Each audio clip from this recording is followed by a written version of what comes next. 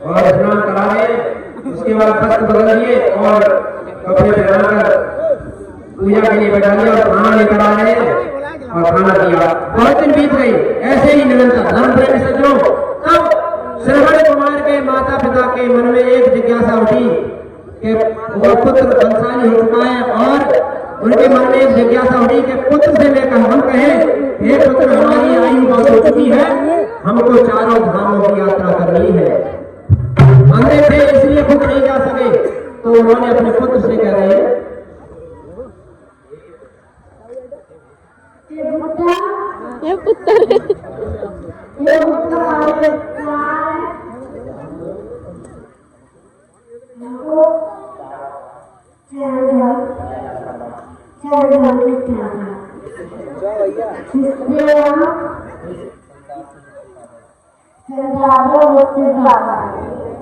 और उन्होंने पुत्र श्रवण कुमार से कहा, हे पुत्र हम बूढ़े हो चुके हैं और हमको चार धामों की यात्रा की जिज्ञासा है कि हम मरते इस मरने से पहले ही चार धामों की यात्रा करें और अपने जीवन को सफल बनाए। धर्म प्रेमी सज्जनों, ये व्यक्ति बुरा हो गया तो चार धामों की एक और अवश्य यात्रा करनी चाहिए। हमारा रामचरित मानस कहता है।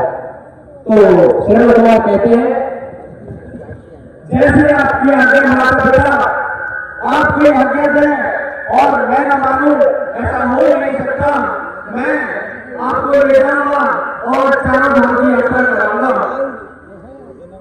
और श्रवण कुमार एक सुंदर सी कांवड़ सजा रही है, तो एक सुंदर सी कांवड़ सजाते हैं और उसके अंदर डालकर चारों धाम के लिए रवाना हो गए।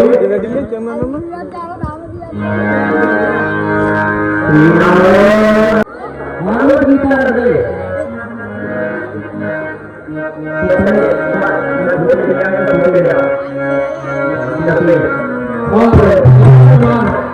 अपने अंधे माँ बाप को लेकर चारों धामों की यात्रा कराने के लिए ले जा रहे हैं।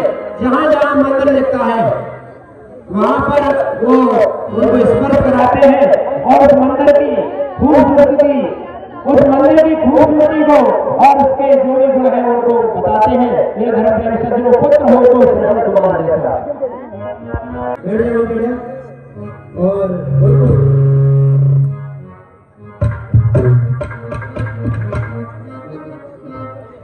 आइए हनुमान जी को मनाते हुए एक सुंदर सा गाना, कलियुग में सिर्फ मुझे तुम्हें हनुमान तुम्हारा का।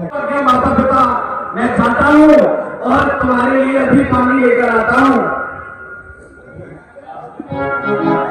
और नाना प्रकार के विषय जानवरों को खत्म कर देते हो। तो धर्म आपको परिचय कराते हैं। हमारे सामने जो बैठे हैं ये अयोध्या के यहाँ दशरथ हैं। बहुत दिन हो चुके हैं, किसी ने सूचना दी कि महाराज जंगलों में भयानक जानवर आ चुके हैं, उनका वध करना उचित है क्योंकि जनता को परेशान कर रहे हैं। महाराज जंगल में जानवर आ चुके हैं,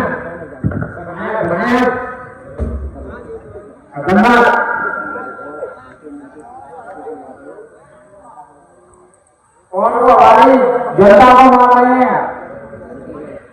आप चले और उनका वध करें। ठीक है मंत्री, हम अपने जंगल की तरफ जाना चाहिए जिससे हमारी जनता परेशान है और हम उस जनता की परेशानी के लिए साथ नहीं बैठेंगे और हम भी जंगल के लिए जाना हमारा है। एक साइड में वीडियो बना है। ठीक है, आपको आ गया। उसके बाद पौधा जैसे ही भगवान राम ने माता आगे हम प्रकरण सुनाएंगे, माता सीता को वन को भेज दिया था। वो एक कारण था कि राजा का दायित्व होता है पहले प्रजा को सुख देना और उसके बाद अपने परिवार को।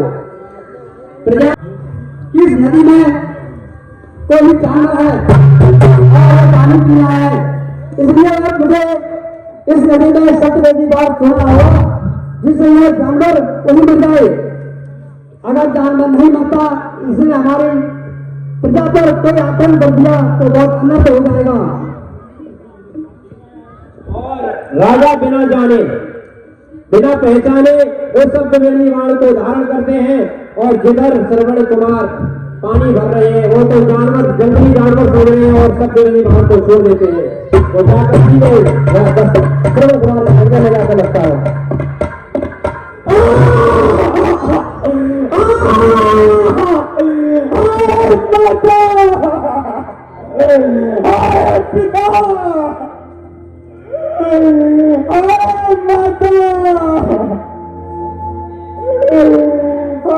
पिता,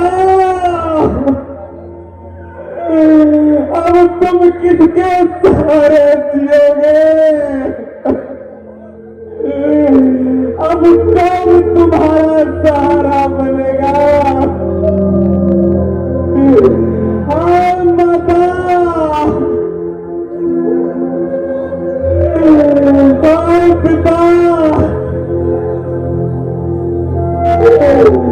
अब करोगे किस पर कर्म तुम? हाँ माता,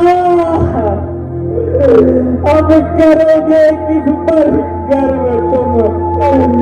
अपने भाग्य पर। मैं कैसे उनको जल पिलाऊं? मैं कैसे उनकी सांस बुझाऊं? मैं लाचार हूँ। आए माता, मैं लाचार हूँ। आए पिता। हेलो हेलो, अरे ये क्या अनर्थ हो गया? ऐसा मालूम पड़ता है कि कहीं किसी मनुष्य को तीर लगा है और मुझे भागकर फेंकना चाहिए। अरे ये क्या अनर्थ हो गया? मैंने कितना बड़ा अनर्थ कर दिया।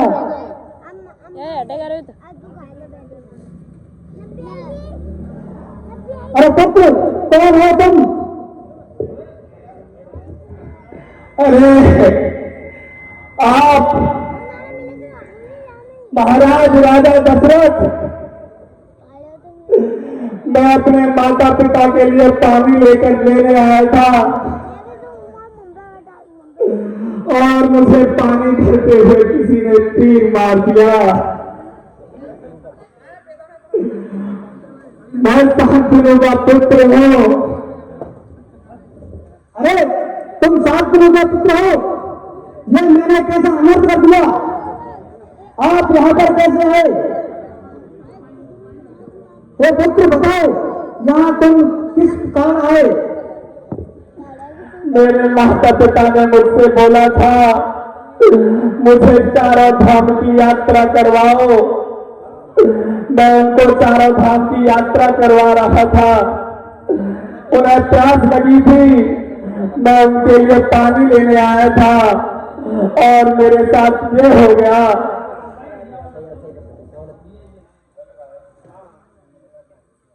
अरे ये मैंने क्या अनर्थ कर दिया?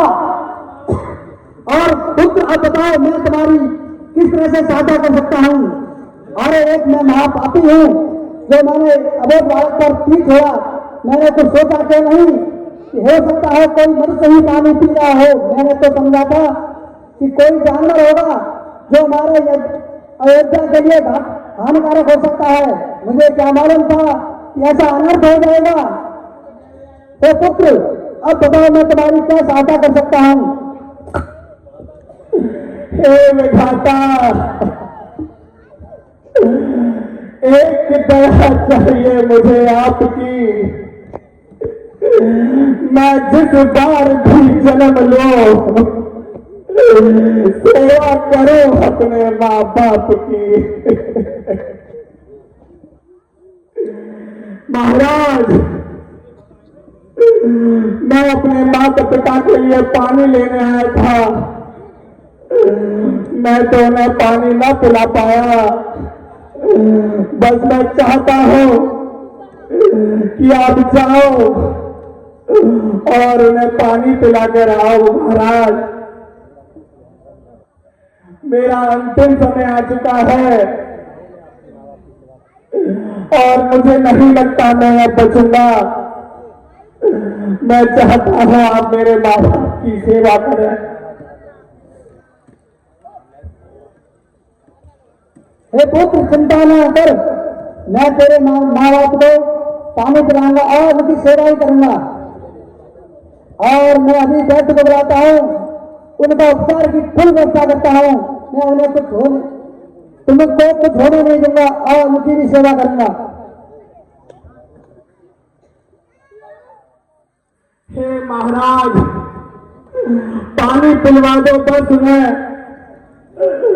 अब बस मेरे कंठ रुझान रुझान मांगते हैं,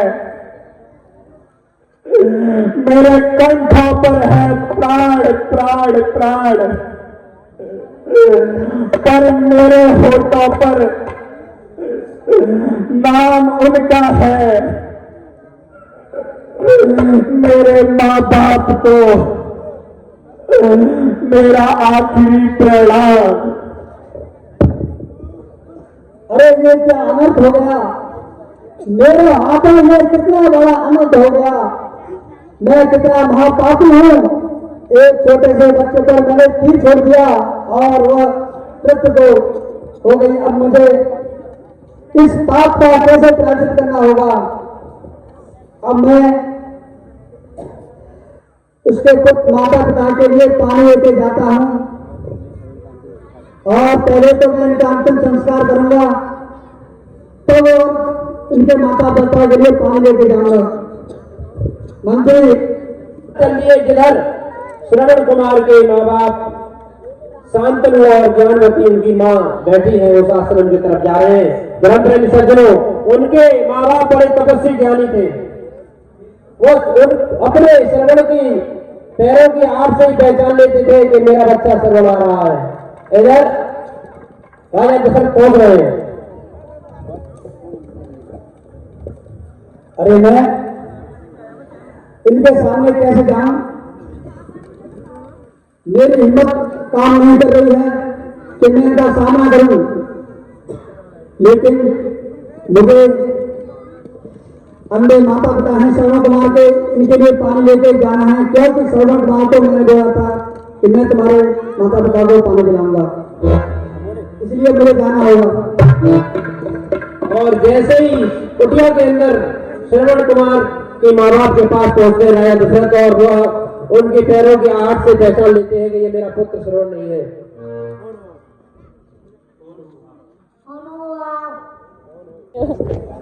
मैं राजा दशरथ अयोध्या का राजा हूं, मैं आपके लिए पानी लेकर आया हूं। महाराज आप पानी पी लीजिए और अपने कंठ की प्यास बुझाइए।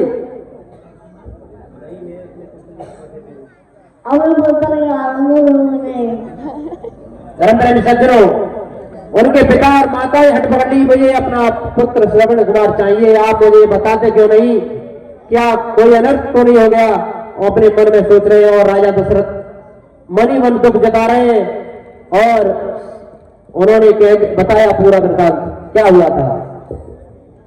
अरे माखन, पहले आप पानी पी लीजिए, अपने जो प्यार बुझाओ मैं सब बता दूंगा। और सुनो, मेरे हाथों अनर्थ हो गया है, मैं आपसे माफी भी नहीं मांग सकता, क्योंकि मैंने अपराध ही इतना बुरा किया है। मैं क्या करूं, मैं मजबूर हूं, क्योंकि मुझे क्या मालूम था कि नदी में कोई मनुष्य पानी भर रहा है। मैं तो समझा था कि कोई जानवर होगा, इसलिए मैंने सब बेदी बात छोड़ा और वो जाकर अबोध बालक के शरीर में लगा। मुझे क्या मालूम था, मुझे आप माफ कर लीजिए। नहीं, ऐसा नहीं सोचा।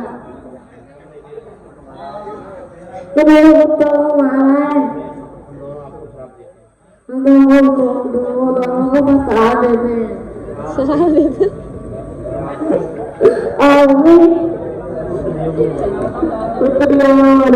मेरे धर्म प्रेमी सज्जनों, जैसे ही श्रवण कुमार के माँ बाप के कानों के अंदर पहुंचा कि श्रवण कुमार राजा दशरथ ने मार दिया, तो उन्होंने उनको श्राप दे दिया, कह दिया कि हे राजा दशरथ, जैसे ही हम आज पुत्र वियोग में मर रहे हैं, उसी प्रकार आप तड़प तड़प कर अपने पुत्र के वियोग में मर रहे हैं, हम आपको श्राप देते हैं।